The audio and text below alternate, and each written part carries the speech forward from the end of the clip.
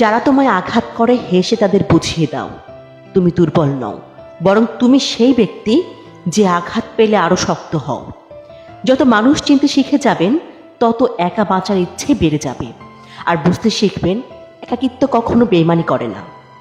অভিযোগ নয়, অভিজ্ঞতা থেকে বলছি, নিজের জায়গায় দাঁড়িয়ে কখনো অন্যের পরিস্থিতি বোঝা যায় না।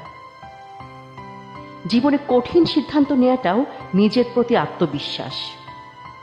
শিক্ষা মানুষের ভদ্রতার পরিচয় বহন করে না, আচরণই ভদ্রতার পরিচয় দেয়। সব জায়গায় নরম থাকতে নেই, কখনো কখনো লোহার মতো শক্ত হতে হয়, না হলে সবাই মাটি ভেবে পা দিয়ে পিষে চলে যায়।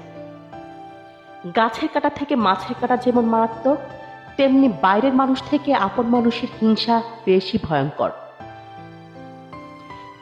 যার অন্তর যেমন সে অন্যের সম্পর্কে ধারণাটা করে তেমন।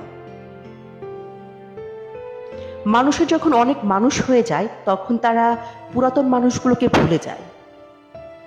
সন্তানকে ততটা শিক্ষায় শিক্ষিত করুন যাতে আপনার অসুস্থ অবস্থায় সে ডাক্তার নিয়ে আসে, উকিল নয়। জীবনে খারাপ সময় আসা অনেক ভালো। খারাপ সময় না আসলে কখনো মুখোশ পরা বেঈমান মানুষগুলোকে চেনা যায় না।